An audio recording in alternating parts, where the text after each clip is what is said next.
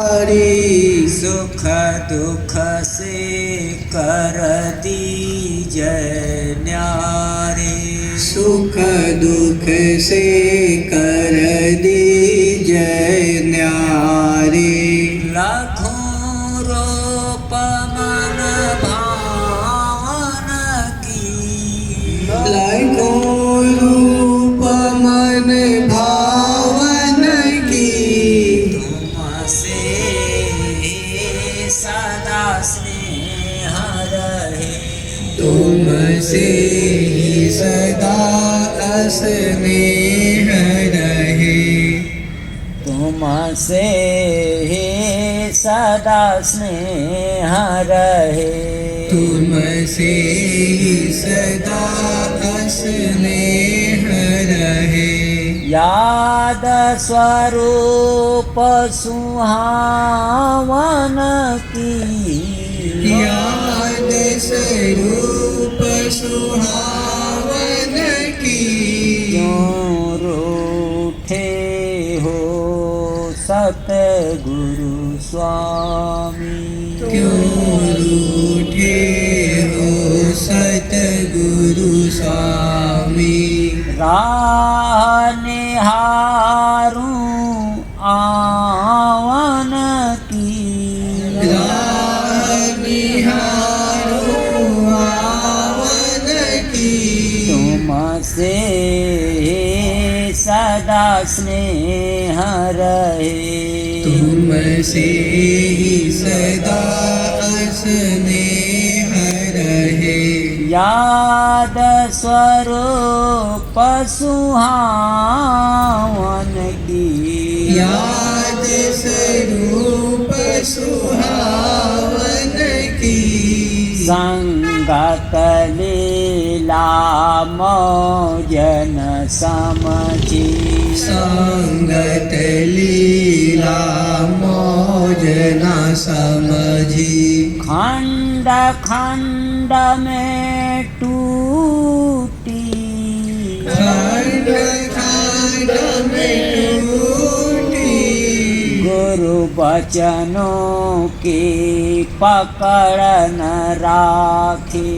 गुरु बचनों की पकड़ न राखी। घाट बैठ के छूटी। घाट बैठ के छूटी। भला हो कैसे कुछ ना सुनत। भला हो कैसे कुछ न सुनत।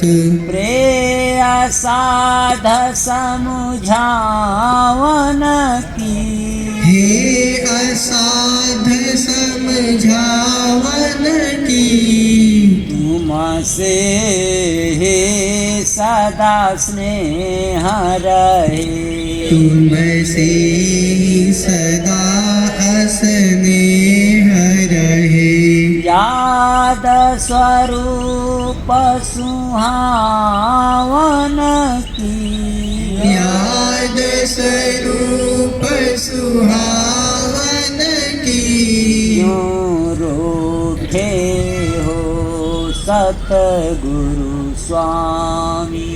क्यों रूठे हो सतगुरु स्वामी।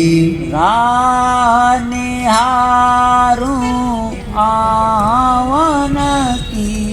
राह निहारूं आवन की। तुमसे सदा स्नेह रहे। तुमसे सदा स्नेह रहे। याद स्वरूप सुहावन की। याद स्वरूप सुहावन की। गुरु दया पर खायति भारी। गुरु दया पर खाती भारी। है बरसात बड़ेला में।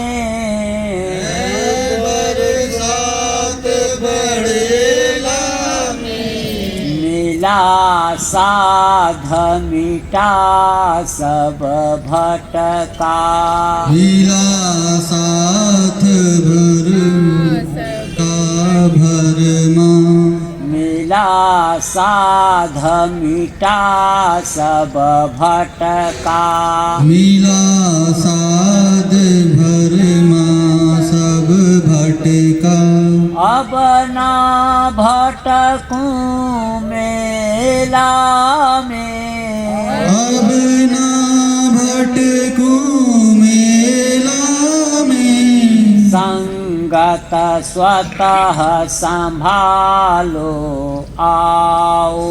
संगत स्वतः संभालो आओ। जय दया बरसावन की। जय दया बरसावन की। तुम से सदा स्नेह रहे। तुमसे ही सदा स्नेह रहे। याद स्वरूप सुहावन की। याद स्वरूप सुहावन की। क्यों रूठे हो सतगुरु स्वामी। क्यों रूठे हो सतगुरु स्वामी। राह निहारूं आवन की। राह निहारूं आवन की। तुम से ही सदा स्नेह रहे। तुमसे ही सदा स्नेह रहे। याद स्वरूप सुहावन की। याद स्वरूप सुहावन की। सतगुरु जय गुरुदेव। सतगुरु जय गुरुदेव।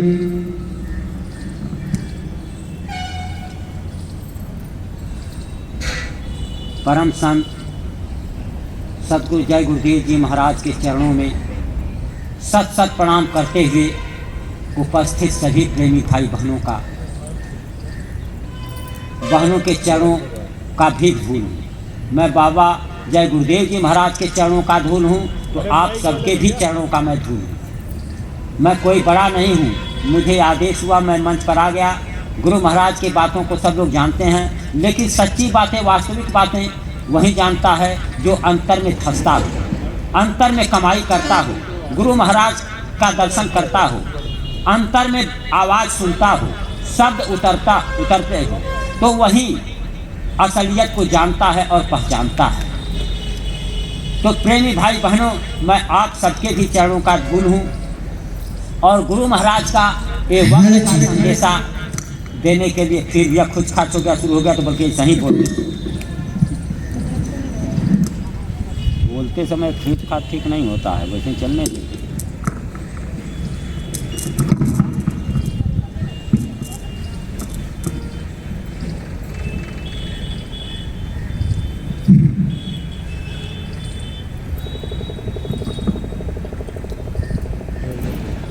सतगुरु जय गुरुदेव। सतगुरु जय गुरुदेव। सतगुरु जय गुरुदेव नाम किसका? सतगुरु जय गुरुदेव नाम किसका? प्रभु का पावन नाम। सतगुरु जय गुरुदेव जी की वाणी है। सतगुरु जय गुरुदेव जी की वाणी है। सतयुग की अगवानी है। सतगुरु जय गुरुदेव जी का कहना है, शाकाहारी रहना है। सतगुरु जय गुरुदेव।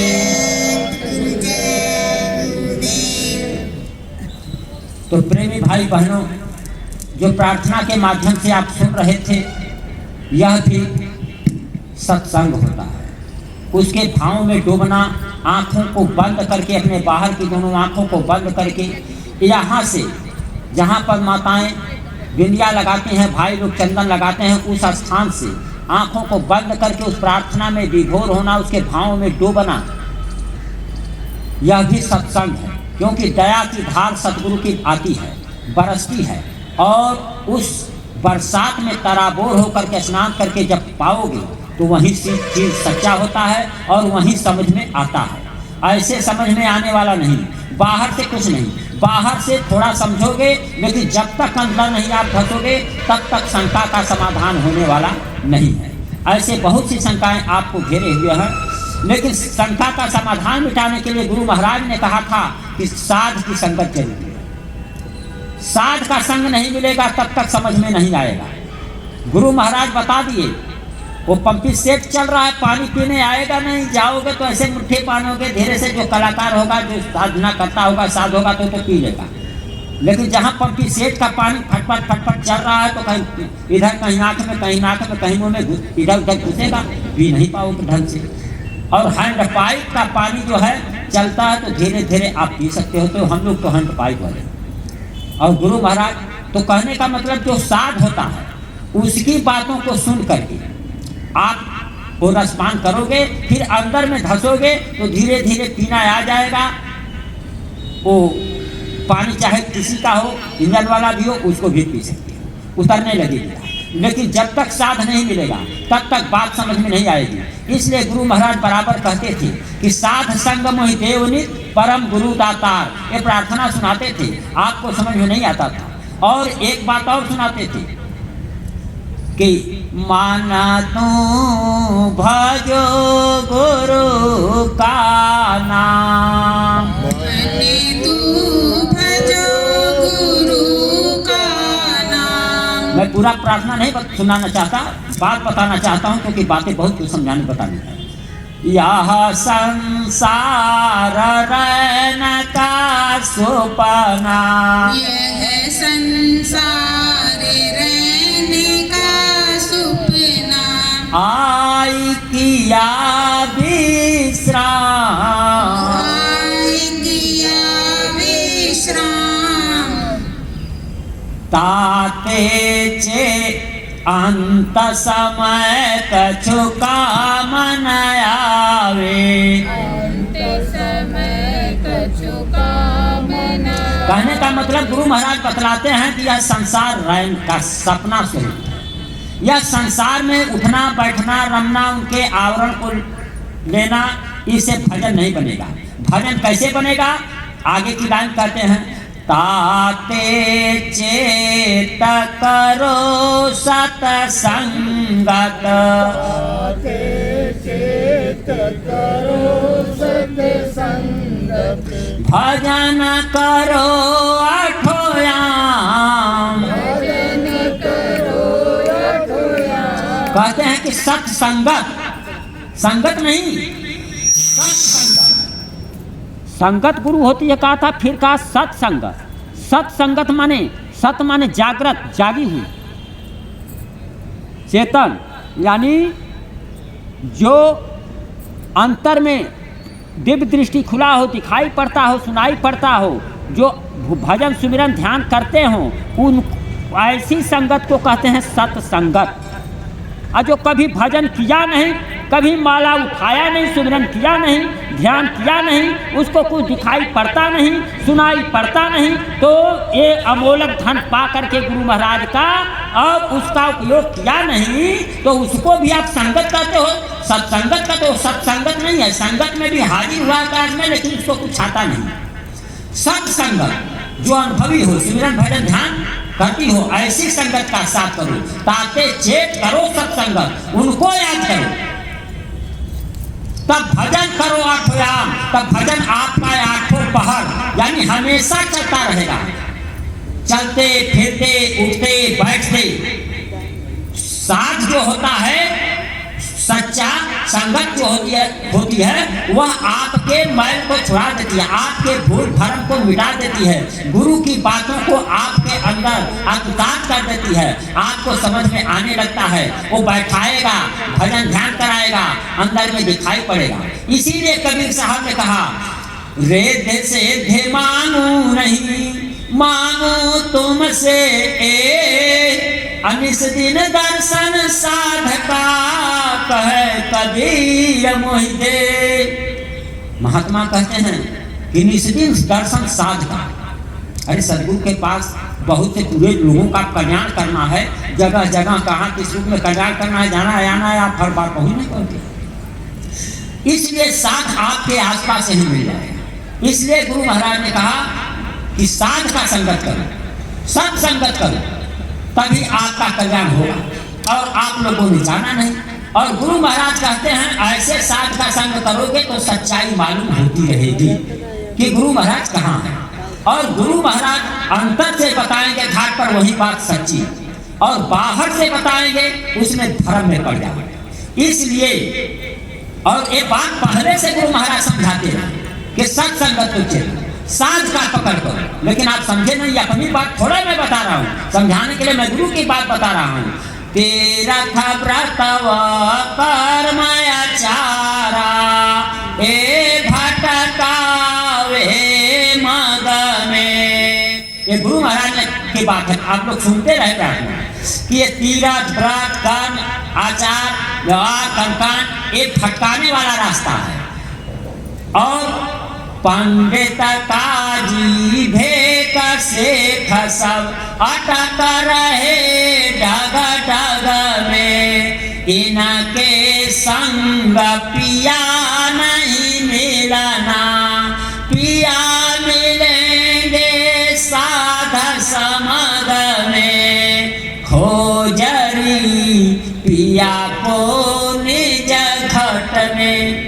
गुरु महाराज बताए हैं ना, आप लोग जानते हो। तो गुरु महाराज ने कहा अपने पिया को, अपने प्रभु को, परमात्मा को इस निज घट में खोजो, अंदर में खोजो, और साध समझ में। कहाँ मिलेंगे? साध समझ में। सदगुरु जो बताते हैं तो उसके बाद जो सिमरन भजन ध्यान करता है, यानी जो कुछ मॉनिटर स्वरूप हो गया, मास्टर पढ़ाया, और जो मॉनिटर है, जो तेज है विद्यार्थी, उससे आप कुछ पूछ कर समझ सकते हो।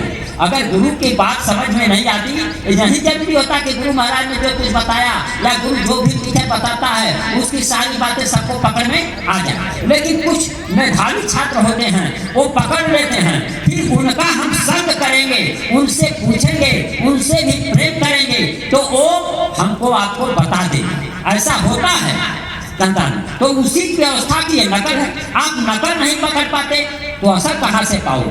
तो साध का संग करना जरूरी है। साध आपको अंदर में फंसाएगा, तभी भजन बनेगा।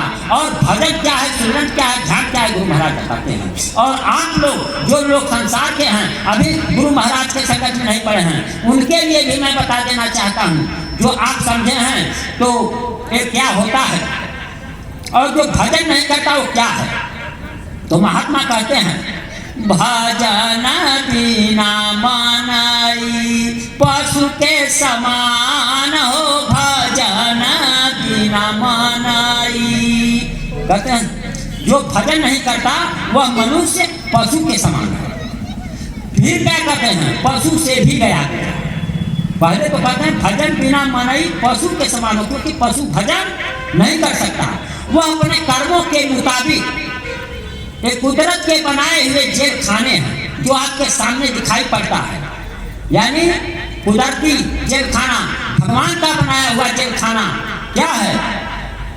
सुअर की योनि, बिल्ली की योनि, कीड़े मकोड़े की योनि, बैल की योनि, ये सब उस कुदरत के बनाए हुए जेल खाने हैं। यही 4,84,000 खान योनियां इसी जेल खानों में कर्म के मुताबिक उनको बंद कर दिया जाता है। वो तो भोग रहे हैं उन जेल खानों में। और मनुष्य शरीर 1,84 घूम के पग पे अटका आए, अब की पासा न लगे तो फिर 84 जाए।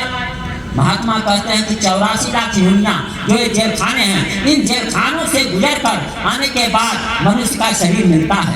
ये तो प्रभु की बड़ी असीम दया हो गई। गुरु महाराज के बीच में बहुत से जीवों को जो तमाम योनियों में थे, अभी भटकते जेलों में सड़ते, उनको निकाल दिया स्पर्श करके, छू करके, और इस तन में आ गए और अभी समझ नहीं रहे। तो कहते हैं कि मनुष्य जो भजन नहीं करता वह पशु के समान है। फिर आगे कहते हैं पशु से भी ज्ञान गिरा है। क्यों? पशु के तचामई अव बहु काम रामा, पशु के तचामई अव बहु काम रामा, नरतन चाम आवे कौन न काम हो, भजन बिना मनाई पशु के समान हो, भजन बिना मनाई। जो मनुष्य भजन नहीं करता वह पशु के समान, फिर कहते उससे भी क्या हो गया। क्योंकि पशु का चाम, पशु अगर मर जाता है तो मरने के बाद भी उसके चाम की कीमत होती है। उसके चाम से जूते बनते हैं, ये बेल्ट बनते हैं, कसते हैं लोग, तमाम उपयोगी सामग्री बनती हैं। लेकिन आदमी मर जाता है तो क्या होता है? आदमी जब मर जाता है तो उसको मुसलमान भाई जमीन में दफना देते हैं, हिंदू उसको जला देते हैं, जैसा हो, कोई जला देता है, कोई दफना देता है, बात खत्म हो जाती है। यानी टीना जो निर्जीव तत्व है उससे भी गया गुजरा। आपने कोई काम लिया टीन से, कनेक्टर से, और वो खराब हो गया, टूट गया, तो उससे भी बदल करके कुछ सामान ले लेते हुए मिल जाता है। लेकिन इस आदमी अगर जो भजन नहीं किया तो पशु से भी गया गुजरा, इस निर्जीव तत्व टीनों से भी गया गुजरा।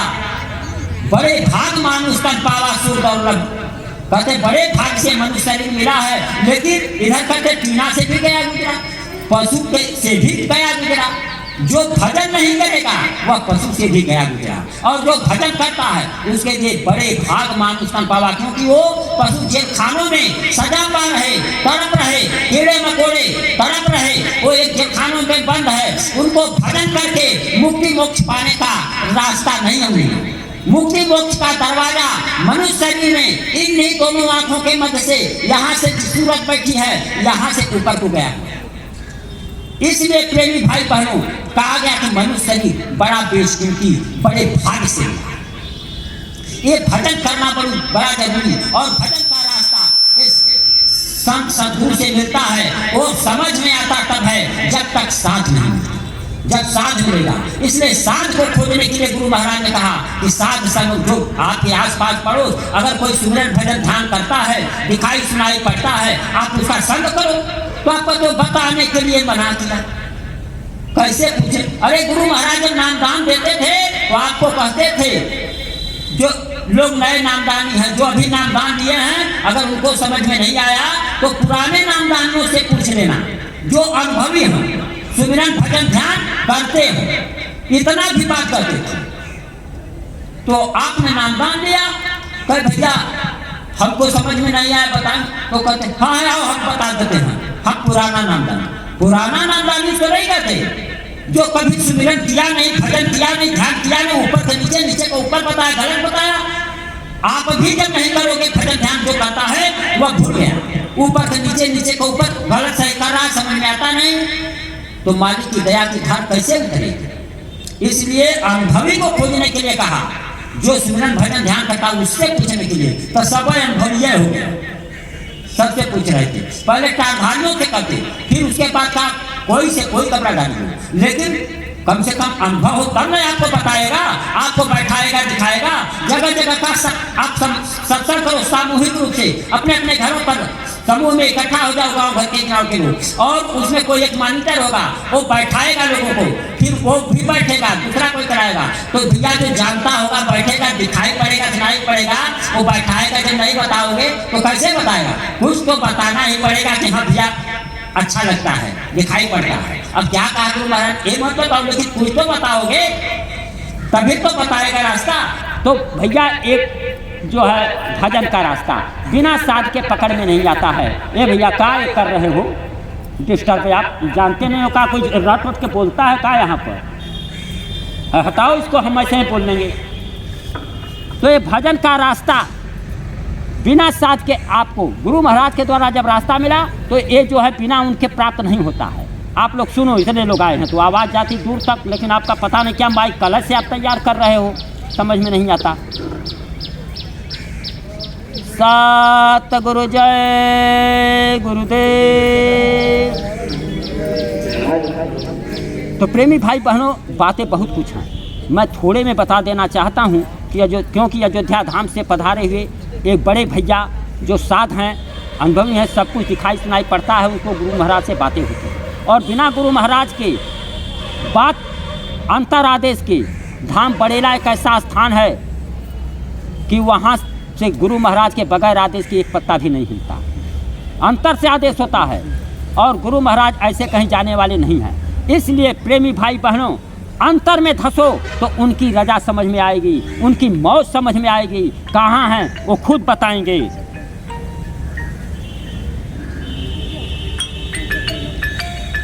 हेलो,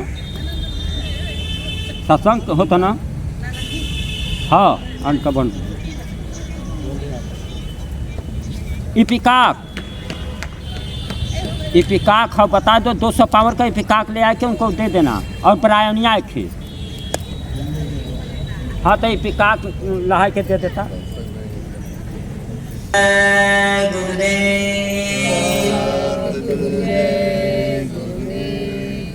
सतगुरु जय गुरुदेव। तो प्रेमी भाई बहनों, भजन करना बड़ा जरूरी है तो मैं बता रहा हूँ, लेकिन समय का अभाव है, थोड़े में मैं बात कुछ बता देना चाहता हूँ। एक परिवर्तन की घड़ी चल रही है, कलयुग जाने वाला है और सतयुग आ रहा है।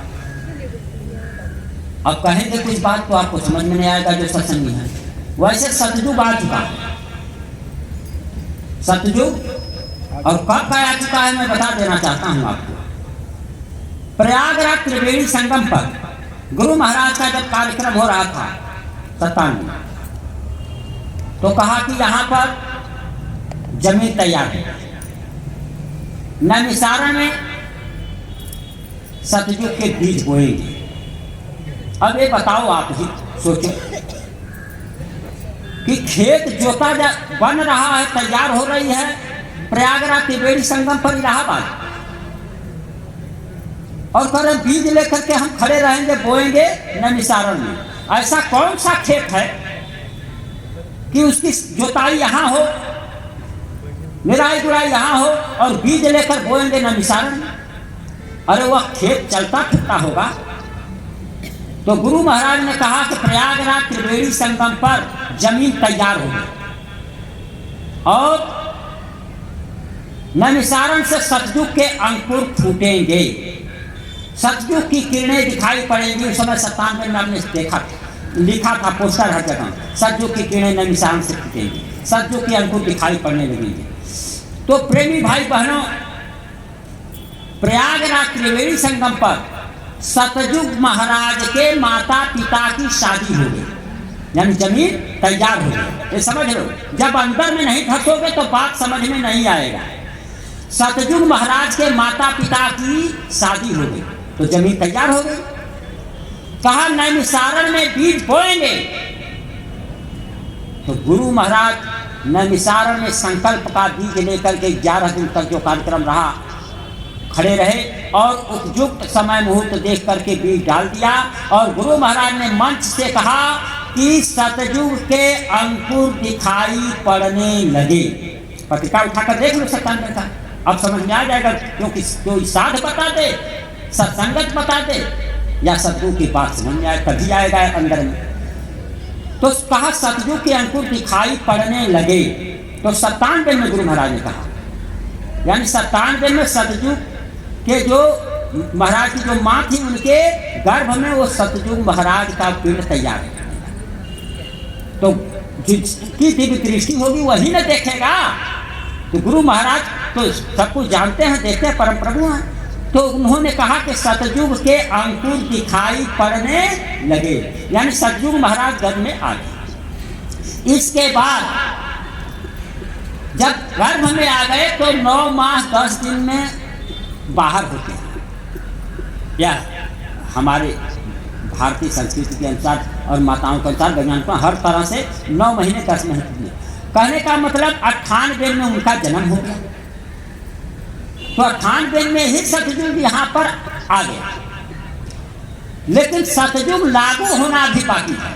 कैसे? जैसे मैं समझा दूं, राम आ गए लेकिन राम का राज लगना बाकी रहा। राज कब लगा? समझो प्रेमियों ध्यान से, जब 28 शक्तियों का, दुष्टों का विनाश हो गया, राक्षसों का विनाश कर दिया, तब भगवान राम वहां से लौटे और उनका राज्याभिषेक उपयुक्त मुहूर्त में वशिष्ठ जी ने, विश्वामित्र जी ने उपयुक्त मुहूर्त में उनका राज्याभिषेक का तिथि बताया। इतना बजकर इतना मिनट पर ये राजा होंगे, उनका राज्याभिषेक होगा और वे राजा घोषित हो जाएंगे, ये राजगद्दी पर बैठेंगे। तो जब राजगद्दी पर बैठे उस दिन से राम राज लागू हो गया, यानी राम का राज आ गया। तो सतयुग लागू होने की बात जो है, सतयुग का राज यानी लागू हो जाएगा। कब? जब एक गुरु महाराज उपयुक्त मुहूर्त देख करके उनका राज्याभिषेक करेंगे और सारे देवी देवता उतर कर इस धराधाम पर आए हुए हैं। आपको क्या पहचान किसी में होंगे कोई? वो उतर कर आए हुए हैं और उपयुक्त मुहूर्त देख करके गुरु महाराज उनका राज्याभिषेक करेंगे, सतयुग लागू हो जाएगा। उस दिन कोई पापाचार, कोई अत्याचार नहीं रहेगा। जिस समय राम का राज लागू हुआ तो आप लोग जानते हो कि राम राज की क्या विशेषता थी। राम राज बैठे त्रैलोका, हर्षित भये गए सब शोका। राम राज जिस समय राम प्रभु गद्दी पर बैठे, राम का राज जब लागू हुआ तो सभी लोग खुशहाल हो गए, हर्षित भये गए सब शोका, सारा दुख काफूर हो गया। बैरुन कर काहू सन कोही, राम प्रताप समता खोही। किसी से कोई दुश्मनी, ईर्ष्या, द्वेष नहीं होता था। राम के राज की ऐसी विशेषता थी। नहीं दरिद्र नहीं अबुध न को लक्षण हीना, कोई दरिद्रता नहीं, सब लोग बड़े भागी, सब लोग, और सब सज्जन सब निरुज शरीरा, अल्पकाल नहीं कहूँ पीरा। अल्पकाल में किसी की मृत्यु नहीं होती थी, सभी लोग स्वस्थ और निरोगी। तो फिर डॉक्टर को कहा जाता, सब सज्जन सब निरुज शरीरा। ऐसा राम रहा, ऐसा होगा सत्य। जब राम आए तो राम राज लगा, सत्य का राज लगेगा, सत्य महाराज आए हैं। अरे नाम तो चेंज होगा ही जब जब आएंगे। तो प्रेमी भाई बहनों, बाप के आगे बेटा कभी मरता नहीं था, वो था राम राज। और आज बाप जिंदा है, बेटा चला गया, किसी का पता नहीं। तो ये तो दुख है। तो सतयुग, हमें उम्मीद है कि कुछ समझ में आया होगा आप लोगों को। तो सतयुग महाराज का जन्म 98 में हो गया। अभी सतयुग लागू होना बाकी है, परिवर्तन ऐन कगार पर है। इसलिए मैं बता दे रहा हूँ, परिवर्तन का बिगुल बज रहा है। और ये कहाँ से बिगुल बज रहा है, कैसे बज रहा है, मैं आपको समझा देना चाहता हूँ। साथ में बता रहा हूँ, बातें बहुत है। भगवान राम जब परिवर्तन के लिए चले तो पहले शिव की स्थापना की। मालूम है प्रेमियों की नहीं, बगैर शिव की स्थापना के परिवर्तन नहीं होता। जो रामेश्वर के नाम से जाना जाता है, शिव की स्थापना की और उसके बाद परिवर्तन हुआ। भगवान कृष्ण जब परिवर्तन का बिगुल बजाए, लोगों को समझाए, लोगों ने नहीं माना, तब शिव का स्थापना किया महादेवा का। बाराबंकी जिले में किंटूर नामक स्थान पर, उसको किंटूर कहा जाता क्योंकि कुंती महारानी फूल लेकर के उस महादेव के ऊपर चढ़ाती थी। कौन फूल आपको मालूम है? वो कुंतेश्वर महादेव के नाम से जाना जाता है। इसे बाराबंकी में है। वहां पर एक ऐसा वृक्ष है जिसे कल्प वृक्ष या पारिजात के नाम से जाना जाता है। कृष्ण भगवान ने कहा था पांडवों से कि विजय तभी मिलेगी, तपस्या करो और स्वर्ग से कल्प वृक्ष लेकर आओ। जब देवताओं और असुरों में संग्राम हुआ था तो वो जो कल्प वृक्ष देवता लोग ऊपर ले गए थे, तो कहा तपस्या करके वो ले आओ, और जब धरती पर जब तक कल्प वृक्ष नहीं ले आते तू तब तक विजय नहीं पाओ। तो कृष्ण भगवान ने उन लोगों से तपस्या कराया, कल्प वृक्ष आया। तो इसके बाद अर्जुन ने बाण मारा, धरती में होल हुआ और उसी में कल्प वृक्ष को आरोपित कर दिया गया पारिजात। अभी भी किंतु में है वैसा वृक्ष धरती पर एक ही है, और उस पर लिखा हुआ कितना हजार वर्ष पहले का है, और वह डीएम का लिखा आदेशानुसार उस वृक्ष को बचाने की हिफाजत है। कोई पानी न डाले, कुछ न डाले, दूर से दर्शन करे। घेरा बनाया गया, कटीले तारों से घेरा हुआ है, और इतना बड़ा बड़ा फूल फूलता है। 300-400 रुपये का उस समय मिलता था एक एक फूल। लोग ले आते हैं शुभ मान करके अपने घरों को प्रेमियों, लेकिन इतने लोग ग्राहक होते हैं कि सबको नहीं मिल पाता। और उसका सोचते होंगे कि फूल फूलता है तो फल भी लगता होगा और उसका बीज भी बनता होगा, दूसरा पेड़ भी उगता होगा। आज तक उगा नहीं, बहुत कोशिश किए लोग, वह पड़ा है वो इतिहास द्वापर। तो कुंतेश्वर महादेव का स्थापना वहां पर भगवान कृष्ण ने किया, और विश्व युद्ध की शुरुआत वहीं से होने जा रही थी, महाभारत। लेकिन वहां के लोग वीरू निकले, डर गए, और जाकर उस शंकर जी के मंदिर में हाथ जोड़कर मत्था टेक कर प्रणाम किए और कहे, हे मालिक, हे प्रभु, यहाँ पर ये लड़ाई न हो, खून की नदी न बहे, हम लोग देख नहीं पाएंगे, मर जाएंगे, ये कहीं और हो जाए। तब भगवान कृष्ण ने देखा तो महाभारत का मैदान चुन दिया आगे दिल्ली के लिए, वहां लड़ाई हुई। लेकिन पहले महादेवा की स्थापना हो गई। बगैर शिव की स्थापना के परिवर्तन नहीं होता। अरे प्रेमी भाई बहनों, गुरु महाराज ने कहा, जागो जागो दुनिया वालों, सतयुग आने वाला है, डम डम डम डम महादेव का डमरू बजने वाला है।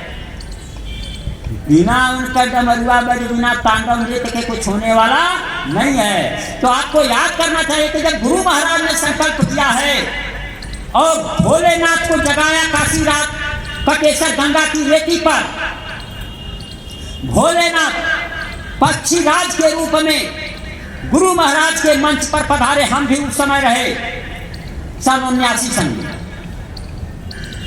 गुरु महाराज के मंच पर भोलेनाथ पक्षी राज के रूप में पधारे। एक अजीब चिड़िया, बड़ी चिड़िया, न कबूतर जैसा न उल्लू जैसा, एक विचित्र चिड़िया थी, वैसा चिड़िया धरती पर रही। और गुरु महाराज ने कहा, यह पक्षी राज के रूप में भोलेनाथ पधारे हैं,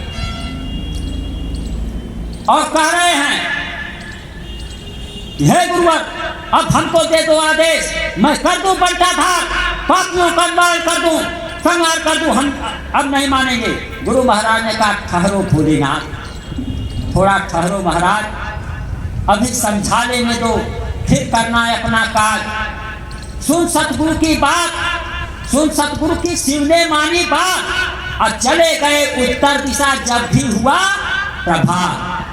गुरु महाराज ने कहा कि शंकर जी काशी छोड़कर उत्तर दिशा में चले गए। यह बात काशी के पंडा पुजारियों को बड़ा नागवार लगा, काशी वासियों को, कि काशी शंकर जी के त्रिशूल पर टिकी है, और ये बाबा जय गुरुदेव कहते हैं कि काशी छोड़कर शंकर जी चले गए। अरे महात्मा, ये सब कुछ जानते हैं, उनका ये खुला रहता है, वो देखते हैं कि कहाँ कौन क्या हो रहा है। तो गुरु महाराज ने कहा, तो पंडित पुजारियों को बड़ा नागवार लगा, क्योंकि उनको तो दिखाई पड़ता नहीं, चर्म आंखों से देखते हैं, अंदर की आंख तो खुली नहीं। और ये जो देखते हैं वो बता रहे हैं कि शंकर जी काशी छोड़कर कहाँ चले गए, नहीं पता, कहा उत्तर दिशा में चले गए। सुन सतगुरु की शिव ने मानी बात, चले गए उत्तर दिशा, जब भी हुआ प्रभात। है प्रेमी भाई बहन, सवेरा होते ही उत्तर दिशा की ओर में चले गए। तो आपको सोचना चाहिए कि बगैर शिव की स्थापना के परिवर्तन नहीं होगा। तो शिव की स्थापना पूरे अखंड भारत में, क्या पूरे विश्व में कहीं शिव की स्थापना हुई? जिसने परिवर्तन का बिगुल बजाया है, कल युग में कलयुग जाएगा, कल युग में सतयुग आएगा, और जब तक मैं सतयुग नहीं ला दूंगा इस धराधाम से जाने वाला नहीं हूं। इसके लिए चाहे मुझे 4 चक्कर से कटूंगा। तो आपने कैसे माना? कहा सूरज पूरब में उगता है, पश्चिम में उगने लगे, यह हो सकता है। हालांकि ये नहीं हो सकता, लेकिन कहे यह हो सकता है, मान लेना। लेकिन मेरी कही हुई एक भी बात इधर से उधर होने वाली नहीं है। एक डंके की चोट पर हमारे गुरु महाराज कहते हैं तो उत्तर दिशा में चले। तो आपको समझना चाहिए कि जब तक शिव का स्थापना नहीं हो जाता परिवर्तन नहीं होता। तो शिव की स्थापना धाम बड़ेला तहसील रुदौली जिला अयोध्या में हो चुकी। वहां पर गुरु महाराज का एक मंदिर थोड़ा ऊंचाई पर, उसके बाद भोलेनाथ का उससे मंदिर बना हुआ है जिसे अखंडेश्वर महादेव के नाम से जाना जाता है। वो अखंडेश्वर मंदिर। अरे प्रेमी भाई बहनों, परिवर्तन का यह बिगुल बज रहा है। मैं वक्त गुरु का वक्त संदेशा सुनाने के लिए आया हूँ। वक्त गुरु का वक्त संदेशा जो भी सिर धारेंगे, सदगुरु की उस पर दया पर से उसको ही पार उतारेंगे। ये ध्यान रखना।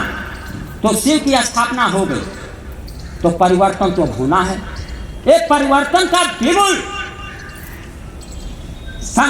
डंके की चोट पर जन जन को सुनाया जा रहा है। लोग कान बंद किए हैं, आमंत्रित किया जा रहा है, आओ वक्त का संदेशा सुन लो, बचने की जड़ी बूटी ले लो, शाकाहारी सदाचारी हो जाओ। जो शाकाहारी सदाचारी नहीं होगा उसके लिए आफत आएगी।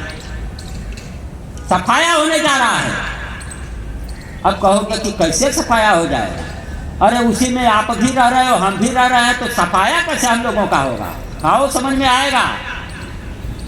गुरु का वरद हस्त, या जो आप देवी देवता जिनकी पूजा करते हो उनका वरद हस्त आपको होगा तो बचाएंगे।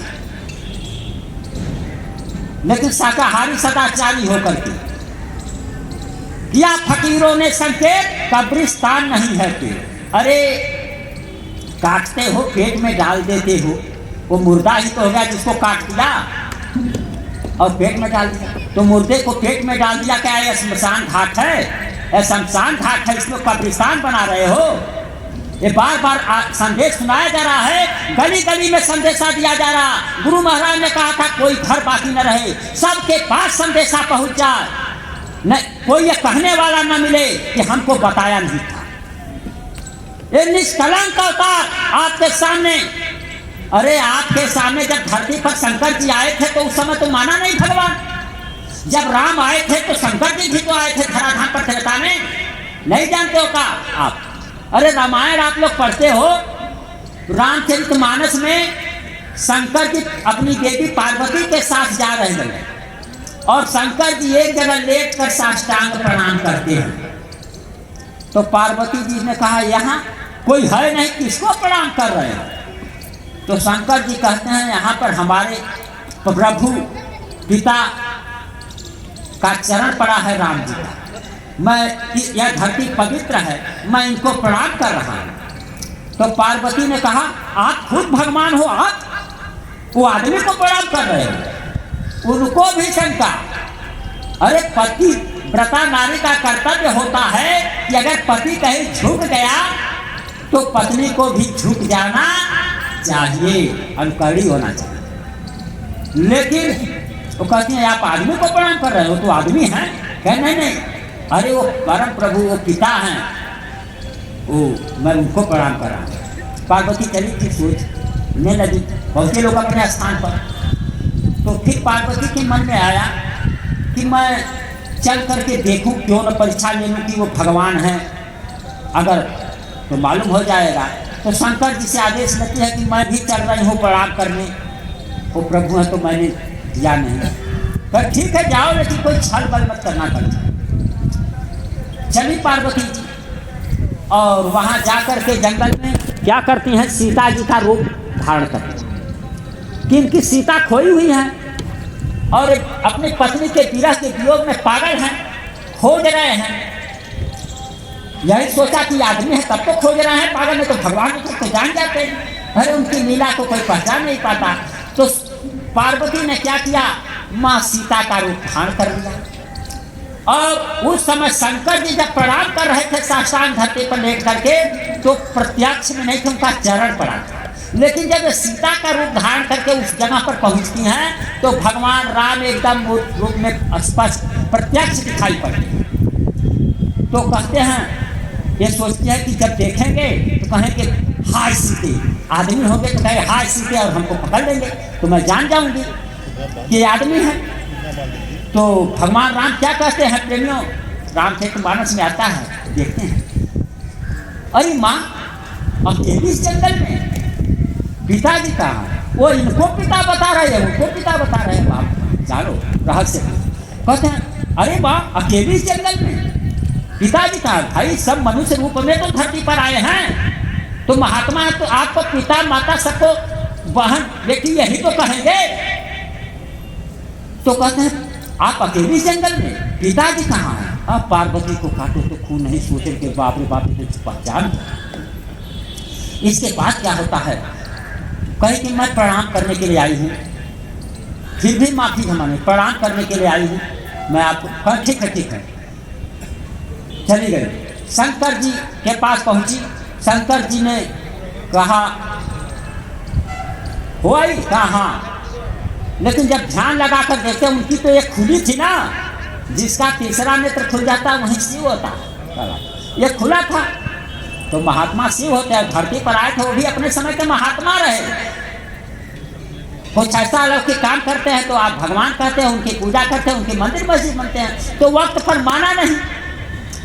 तो वो देखे ध्यान लगाकर तो देखते हैं कि सीता मेरी माँ का, कह रही मेरी माँ का रूप धारण कर लिया, तूने मेरी माँ का रूप धारण कर लिया, जहाँ यही तन भेंट सती अब नहीं है, सती अभिष्ट हो जा, अभिष्टन से तुझसे मुझसे भेंट नहीं होगा। तो ये रामचरितमानस आप पढ़ते हो, ये धरती का इतिहास, सभी लोग जितना नाम है भगवान का सब लोग इस धरती पर आए हैं। और जब और आप रामायण महाभारत टीवी पर भी देखते हो, कहते हैं कि जब धरती पर पाप बढ़ेगा, अत्याचार बढ़ेगा, तब मैं आऊँगा, धर्म की स्थापना करूँगा। तो प्रेमी भाई बहनों, मैं आपसे जानना चाहता हूँ, पूछना चाहता हूँ, क्या इस धराधाम पर अभी पाप नहीं बढ़ा है, अत्याचार नहीं बढ़ा है? चोरी डकैती छिनैती लूट खसोट व्यभिचार दुराचार बलात्कार प्रणाली की छिनाझ क्या नहीं हो रहा? तो प्रेमी भाई बहनों, सतयुग महाराज आए हैं, ये गुरु महाराज ये ऊपर के धनी प्रभु श्रेष्ठ प्रभु आए और उनके नीचे की सारी शक्तियां, जितने देवी देवता नाम के सब लोग आए इस धराधाम। और वक्त आ रहा है, बहुत टाइम कगार पर है, क्योंकि शिव की स्थापना हो गई। ऐसे ही नारा लगाया गया द्वापर में, भगवान कृष्ण ने सबको बचाने के लिए आह्वान किया, सबको भेजा, उनको भेजा, द्रौपदी को भेजा, मान जाओ, प्रार्थना किया, एक खून बह जाएगा, खून की नदी बह जाएगी, लाशों से धरती फट जाएगी, मान जाओ। अरे उसको कुल दे दो, 5 गांव खाली दे दो। दुर्योधन से कहा एक बार 5 गांव लेकर के संतोष करेंगे, लेकिन कहा कि सुई के नोक के बराबर जमीन देने को तैयार नहीं हुआ, क्योंकि वो अहंकारी था, घमंड में था कि अब वे करेंगे क्या, जब सारी सेना हमारे तरफ, विश्व के सारे योद्धा हमारे तरफ और कृष्ण की भी सारी सेना हमारे तरफ, तो ये 5 क्या करेंगे और उनके साथ कृष्ण क्या कर लेगा? जब उस समय भी भगवान नहीं माना तो कृष्ण भगवान 5 लोगों को लेकर के जो वादा किया था वो कर दिखाया। क्या वादा किया था? नहीं मानोगे तो महाभारत होगा, खून की नदी बहेगी, लाशों से धरती फट जाएगी। और वही हुआ। तो मेरे गुरु महाराज ने भी वादा किया है, इसलिए आपको बचाना चाहते हैं, कहे हैं कि अगर शाकाहारी सदाचारी जीवन बना लो, चाहे किसी देवी देवता की आप पूजा करते हो करो, लेकिन मेहनत मशक्कत ईमानदारी के साथ रहो, शाकाहार अपनाओ, किसी माँ बहन पर कुदृष्टि मत डालो। वक्त आ रहा है, अगर नहीं मानोगे तो कचूमर निकल जाएगा, लाशे पर लाशे गिरेंगी, उठाने वाले नहीं मिलेंगे, याद जमाना बदलेगा। कहें सदगुरु जय गुरुदेव पुकार, जमाना बदलेगा। फिर परिवर्तन का बिगुल बज रहा है। ऐसे ही सुनाया भगवान कृष्ण ने हर तरफ, कोई माना नहीं। इस समय भी लोग नहीं मान रहे हैं, कानों पर जू नहीं रेंग रहा। हम लोग छोड़ छोड़ करके अपने घर परिवार जगह जगह जंगल में सपरिवार जा करके सबको बता रहे, घूम करके गांव में, शहर में, कस्बे में। क्यों बता रहे? पागल उगल है क्या? आपको पागल समझ में आता है कोई? अपना काम धंधा सबको है, हम लोग मेहनत मशक्कत ईमानदारी की कमाई करते हैं, काम धंधा छोड़ करके। हम दयाल के बच्चे हैं, इनमें दया है तो हम उनके बच्चे, हमारे में भी दया आता। हम उनके आदेशानुसार हम भी पूरी मानवता को बचाने के लिए कि अधिक से अधिक लोग बच जाएं, बात को समझ जाएं। अगर नहीं समझेंगे तो वक्त इतना दुर्दिन होगा कि गुरु महाराज ने कहा है कि बच्चों समझो न समझो, लेकिन वक्त आ रहा है कि जब तुम्हारी माँ बहनों बेटियों की इज्जत खुले आम दरिंदे उठेंगे तुम्हारे सामने और सड़कों पर ऐसे फेंक देंगे। 31/88 को गुरु महाराज ने बताया, हसनापुर मेरठ में ऐसे फेंक देंगे, कोई चारा नहीं रहेगा।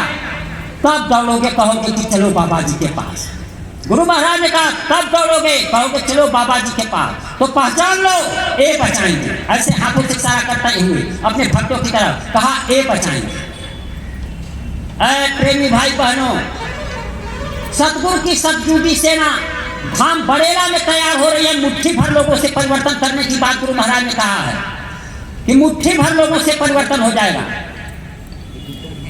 तो मैं चाहता हूं कि आप भी सतगुरु की सतयुगी सेना में नाम लिखा लो चलकर धाम बड़ेला में। चाहत है यदि सतगुरु की तो आओ जी धाम बड़ेला में। इधर उधर क्यों भटक रहे, वो नहीं मिलेंगे मेला में। हाजिर नाजिर भूपर सतगुरु अंतर घट में बतलाते हैं। अब भजन ध्यान में सतगुरु प्यारे खूब दया धार बरसाती है। दयाधार सतगुरु की लेकर अब संग रहो गुरु खेला में। इधर उधर क्यों भटक रही, वो नहीं मिलेंगे मेला में। गुरु की गरिमा क्या जाने, गुरु की गरिमा क्या जाने, वो तेरा ही मनवाने वाला। अरे जिसे नाम दान दिया वो हमेशा जीवित रहता है। भगवान राम को, भगवान शंकर को आज लोग जाते हैं मंदिर में क्या मुर्दा मान करके? मैं पूछता हूँ, दुनिया वाले भी उनको मुर्दा नहीं मानते, जिंदा मानते हैं, चेतन मानते हैं, तब उनसे मांगने जाते हैं। और आपने नाम दान लेकर के उस प्रभु से कह दिया कि मर गए, चले गए, और उनका काम पूरा नहीं। ऐसा ही कृष्ण भगवान को भी लोगों ने कह दिया था मर गए।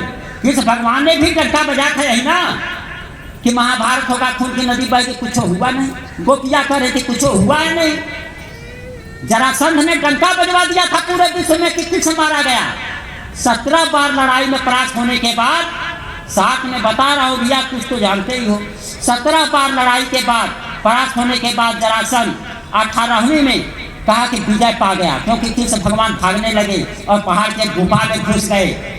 उसका इतिहास है। और फिर वहां से कहाँ चले गए, एक लाश को देखा, आग लगवा दिया जरासंध पहाड़ को घेरवा करके चारों तरफ से, और उस पर एक लाश मिली, कहा कि कृष्ण मारा गया। पूरे विश्व में डंका बजवा दिया, कृष्ण मारा गया। वैसे ही मेरे गुरु महाराज का भी डंका पूरे विश्व में बजवा दिया लोगों ने कि बाबा जय गुरुदेव। धाम चले गए अस्पताल में। अस्पताल वाला कहता है यहाँ तो कोई ऐसा पुरुष नहीं है। डेथ सर्टिफिकेट मांगा गया कोर्ट में, कहा कोई नहीं उपलब्ध करा, और कोर्ट के आदेशानुसार उत्तराधिकार बनने के लायक नहीं है, संशय पूरा सब है हमारे पास कोर्ट का, यहाँ भी होगा लिखा हुआ, रखे हुए। लेकिन प्रेमी भाई बहनों, वो गुरु की लीला हो रही है, कब्जा कर रहे। गुरु महाराज ने कहा है कि दुनिया में चाहे भारत में कहीं भी, चाहे रावण हो, चाहे मथुरा में ही क्यों ना हो, वो मारे जाएंगे। ये गुरु महाराज ने डंका बजाया। तो भगवान कृष्ण आता है, आपने हिंदी साहित्य में पढ़ा है कि मथुरा छोड़कर कहाँ चले गए, द्वारिकापुरी। जब जरासंध आक्रमण किया वहां चले गए तो कहे द्वारिकापुरी। लेकिन कौन देखा? जिसकी दिव्य दृष्टि खुली थी वो देखता है। उसने लिखा है इतिहास, महात्माओं का इतिहास, भगवान का इतिहास, संतों का इतिहास वही लिखता है जिसकी ये खुली होती है। तो प्रेमियों, उन्होंने देखा कि भगवान कृष्ण मथुरा छोड़ करके द्वारिका पूरी चले गए। तो इधर गोपियां विरह के वियोग में पागल होकर, उसी जगह की कथा है जहां हमारे गुरु महाराज का नाम योग साधना मंदिर मथुरा में है। वहीं पर कृष्ण भगवान अपनी गाय चराया करते थे, बंसी बजाया करते थे मधुबन में। उसी जगह का इतिहास इस समय भी है, वहीं से इतिहास दोहराने जा रहा है। तो वहां पर गोपियां विरह के वियोग में पागल होकर के मधुबन को उलाहना देती। आप जाते थे तो मधुबन ही तो है, तो मधुबन को उलाहना देती। मधुबन तुम कतराहत हरे, विरह वियोग श्याम सुंदर के ठाड़े क्यों नजरे। हे मधुबन, तुम हरे भरे दिखाई दे रहे हो, मेरे प्रभु का पता नहीं है कहाँ है, क्या हुआ, और तुम उनके विरह के वियोग में सूख नहीं जाते, मर नहीं जाते। ये हरे हरे पेड़ों को गोपियां उलाहना देती हैं। और उधर क्या होता है, जिसका खुला था कोई जानते थे, भक्त थे उद्धव जी। उनको अंतर में आदेश हुआ, हे उद्धव जाओ संदेशा सुना दो, जाओ संदेशा सुना दो, जन जन को बता दो, गोपियों को संदेशा सुनाओ। तो उद्धव जी आते हैं और गोपियों को संदेशा सुनाते हैं कि भगवान है, अरे भगवान है धरा पर, अभी घबराओ नहीं, भगवान है, अखंड रूप से द्वारकापुरी में विराजमान है। आप घाट पर आओ, बैठो तो मालूम हो जाएगा उनकी लीला। तो गोपियां क्या कहती हैं, गोपियां कहते उद्धव हमसे योग होगा नहीं।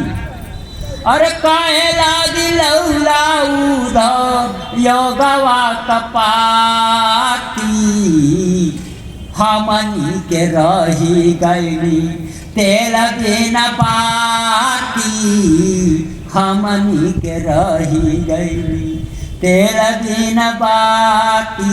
हे उद्धव, ये योग की पत्री लेकर के जो आए हो संदेश सुनाने के लिए, हम लोगों को ये योग वोग नहीं सुहाता।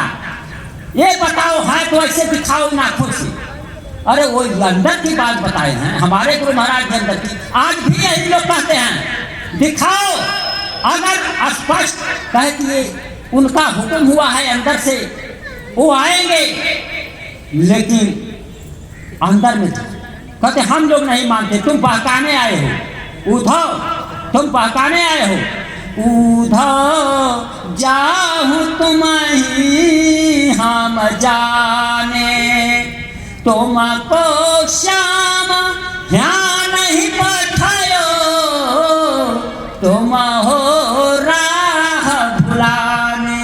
अपने रास्ता भूली है, लेकिन उद्धव जी को कहते हैं तुम रास्ता भूल करके भटक कर आ गए यहाँ, हम लोगों को संदेशा सुना रहे हो कि भगवान है। अरे भगवान तो हम भी जानते हैं, उन्होंने वादा किया है कि महाभारत होगा, खून की नदी बहेगी, लाशों से धरती पड़ जाएगी। हाइए खुद हिंदी में है, ये समझा रहे हैं। जाओ जाओ उद्धव, मैं समझ गया। तो उद्धव जी लाख कोशिश करते हैं, समझने को तैयार नहीं। अगर साक्षात कृष्ण भगवान प्रत्यक्ष रहते इस मानव पोल पर, वहां पर अखंड रूप से विराजमान थे, अगर पोल पर रहते तो उद्धव जी सीधे न कहते जो द्वारकापुरी से मथुरा जा सकता है तो उन गोपियों को मथुरा दिखा नहीं सकता, द्वारकापुरी ले जाकर नहीं दिखा सकता, लेकिन वो अखंड रूप से विराजमान करते हैं। अंतर में देखो, अंतर से देखो, एक खोलो, योग करो, तो लोग नहीं मानते। तो गुरु महाराज ने भी आपको सूरत शब्द योग का रास्ता बताया है ना, कि ये सूरत शब्द में कैसे विलीन होगी, कैसे जाने की क्या होगा। कहे घाट पर आओगे, जो कुछ प्रश्न करोगे आपके प्रश्नों का पूरा जवाब मिलेगा।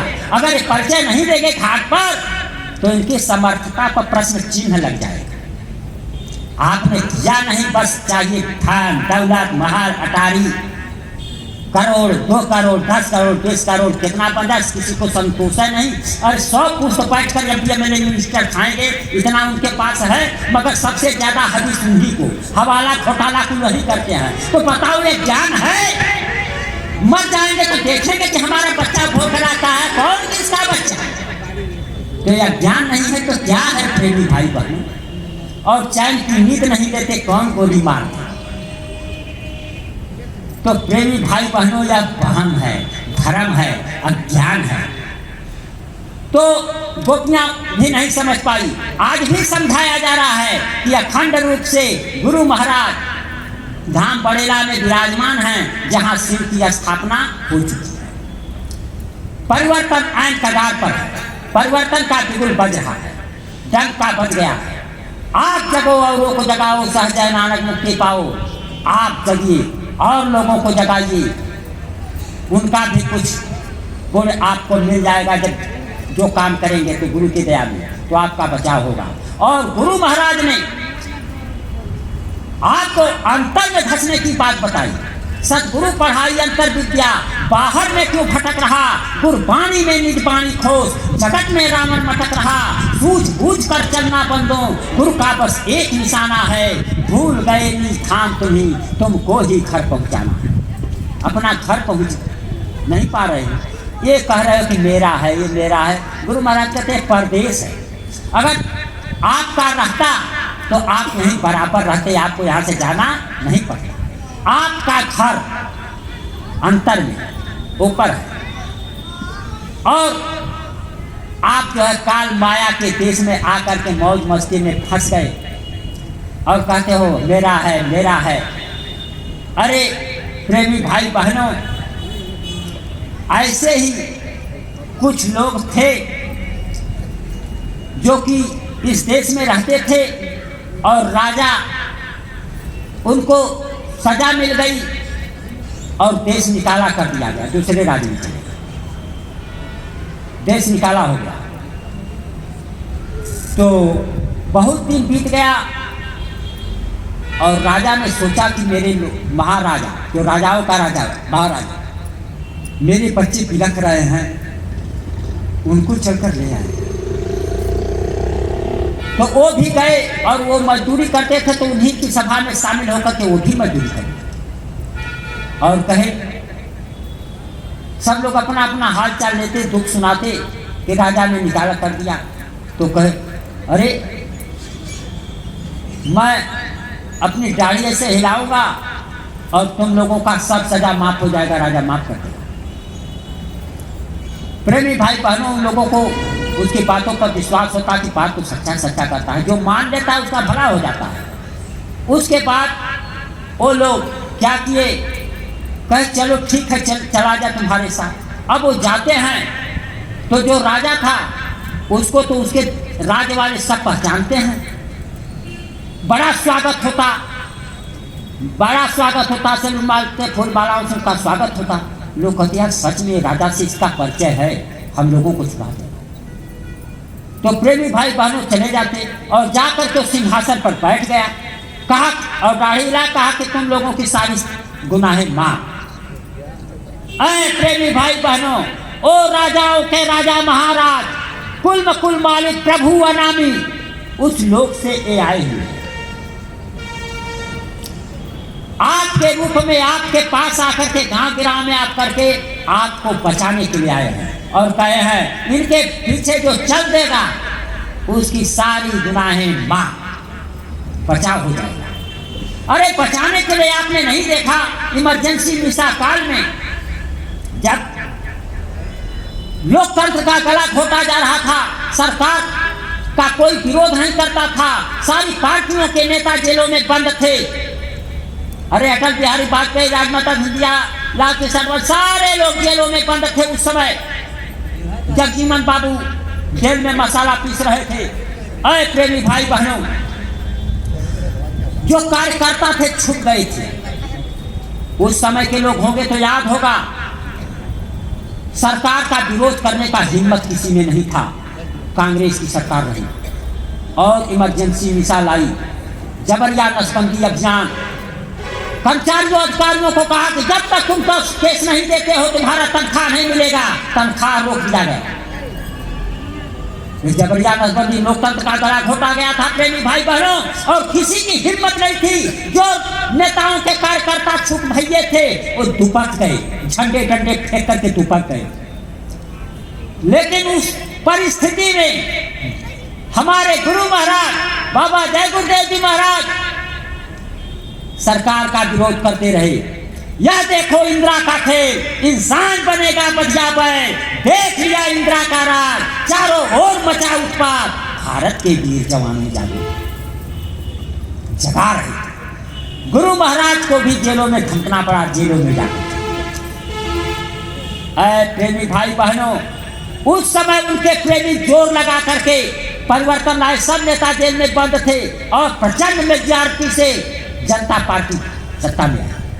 ये सबको बचाने का उपाय करते हैं। और कहा था जेल से सुप्रिंटेंडेंट गया, कहा उत्तर प्रदेश सरकार आपसे बड़ी नाराज है, आप इस कागज पर दस्तखत कर दो। प्रधानमंत्री ने कागज भिजवा था, कहा मान जाओ, स्वीकार कर लो कि हम इस पार्टी में हम शामिल हो जाते हैं और ये अच्छी पार्टी है। लेकिन गुरु महाराज ने अपना छड़ी, महात्मा किसी से डरते हैं क्या, छड़ी पटकते हुए ऐसे किससे बातें कर रहे, समझ में नहीं आती। कहा रे आदेश है, आपको जेलों में सड़ना पड़ेगा।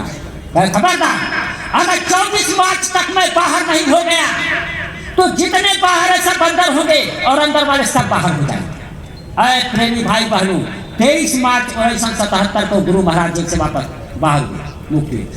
आज तक हम लोग 23 मार्च को हर वर्ष उनको याद कर मुक्ति दिवस मनाते हैं और उसका इनाम मिलता है। जिन लोगों ने जेल में गए, जरा सा भी नाम लिखा दिया, उनको आज भी 20,000 25,000 रुपए पूरे मिल रहा है। लोकतंत्र को बचाने के लिए लोगों ने बंद कर दिया कोई सरकारें, तो कोर्ट ने कहा कि ऐसा नहीं हो सकता। जिसने लोकतंत्र को बचाया है और लोकतंत्र की हत्या के आरोप में इंदिरा गांधी को जेल मिला, उनको भी जेल में जाना पड़ा। तो जिसने लोकतंत्र बचाया है उसका एक पेंशन बंद नहीं जाना, कोर्ट के आदेशानुसार की पेंशन। और आज भी लोकतंत्र रक्षक सेनानी के रूप में पेंशन पा रहे हैं और लोकतंत्र को बचाए हैं एक गुरु महाराज। लेकिन फिर भी आप छोट भैया नेता जिंदाबाद जिंदाबाद मुर्दाबाद फिर लग गए। पहचाना नहीं कि कौन आया है बस यहाँ परिवर्तन के लिए, तो आपको अवसर दिया, यहाँ पर कर लो, आप पर धनुष तोड़ लो। सीता आपके साथ उन लोगों को भी अवसर दिया। तो जनक की प्रतिज्ञा एक सीता उसी राम की हो जाएगी, वो सतयुग महाराज की होगी। वही आपके दुख दर्द को हरेंगे, वही धनुष को तोड़ेंगे। ये गुरु महाराज ने प्रतिज्ञा कर रखा है। जो हम पर शासन वही करेगा जो ब्याज करेगा। किसान दुख दर्द की मार झेल रहा, कुदरती मार झेल रहा और ये लोग खा पी कर मोटे हो रहे, किसानों का अन्न खा करके, और 1 करोड़ पति अरबपति खरबपति बन रहे। इन्हीं का वो मेहनत करके कमाए हैं, चावल गेहूं खाते हैं, वो मेहनत करके इनका ले जाते हैं, खाते हैं। अय प्रेमी भाई बहनों, कुदरती कहर बरस रही है। आपको भी समझाया, किसानों को समझ में नहीं आया तो एक तो भोगना ही पड़ेगा। लेकिन उस सुरक्षा देने वाले अब सतयुग महाराज आने वाले हैं। परिवर्तन होने जा रहा है और परिवर्तन का बिगुल बच चुका है। इसलिए आप लोग गुरु महाराज की दया में कोचिंग सेंटर में शुल्क समझ धाम बड़ेला में चलता है। भजन ध्यान ना बनता जिनका, वहाँ से बनने लगता है। तुम सब धीरक फटक परक सक, ज्ञान के सूप सुपेला में। चाहत है यदि सदगुरु की तो आओ जी धाम बड़ेला में। इन्हीं शब्दों के साथ मैं अपनी वाणी को विराम दूंगा, क्योंकि यदि और लोग हैं, बड़े भैया आएंगे और अपनी बात सुनाएंगे, जिनको अंतर्गत आदेश गुरु महाराज का हुआ और उन आदेश के अनुसार प्रथम अंतर्गत आदेश बड़े भैया को हुआ और उसके बाद हम लोगों को भी अनुभव अंतर में हुआ। मैं चाहता हूं कि आप लोग भी पहुंचो धाम बड़ेला में और आप भी अपनी आंखें खोलो, आपको दिखाई पड़े सुनाई पड़े तब मानना, ऐसे मानना मत। और न दिखाई सुनाई पड़े तो फिर बड़ेला में जाने आने की जरूरत नहीं है, क्योंकि प्रभु राम की जो सेना थी अयोध्या वाली सेना काम नहीं आई। अयोध्या वाली सेना कब आई थी? जब सीता का हरण हुआ था। भगवान राम के जंगल में सेना तैयार हुई, तमिलनाडु के जंगल में पप्पापुर में भगवान राम की सेना तैयार हुई और उस सेना ने परिवर्तन कर दिखाया राम लेकर के किए। तो गुरु महाराज की जब राम की से अयोध्या वाली सेना काम नहीं आई तो गुरु महाराज की मथुरा वाली सेना काम नहीं आएगी। गुरु महाराज की जो संतुल की सेना धाम बड़ेरा में तैयार हो रही है वो आएगी। अंदर में धसो, गुरु वीणा को पहचानो, घाट पर आओ और गुरु को तलाशना है तो चलो धाम बड़ेरा में। प्रेमी भाई बहनों, इन्हीं शब्दों के साथ मैं अपनी वाणी को विराम दूंगा और जो बात अच्छी लगी हो, समझ में आई हो, मैंने उदाहरण दे करके समझाने की कोशिश किया। और जानते हो जब नई सेना आती है तो उसका कुछ रंग रूप बदल जाता है, झंडे डंडे बदलते हैं, क्योंकि अब पथ चलाया जा रहा है, पंथ नहीं है। बताया ना पथ, जब गुरु महाराज ने पथ बनाया तो कोई झंडा वो बनाया, वो झंडा बना, तो ये बना उनके आदेश से बना है। अब ये सेना सतयुगी सेना की झंडा, ये सतयुगी सेना तैयार हो रही है और वक्त आने पर महाभारत में विश्व युद्ध की लड़ाई में यही काम आएगी। यह सतयुगी धर्म ध्वजा दुर्दिन में राह दिखाएगी, लहू से पूरी धरती पर यही ध्वजा लहराएगी। इन्हीं शब्दों के साथ मैं चाहता हूं कि अगर बात अच्छी लगी हो तो आप लोग ग्रहण कर लेंगे। अगर मेरे शब्दों से आपके दिलो दिमाग पर कोई चोट पहुंचा हो तो उसके लिए मैं आप सभी लोगों के चरणों में अपना सर झुकाकर आप सभी से माफी मांगता हूं।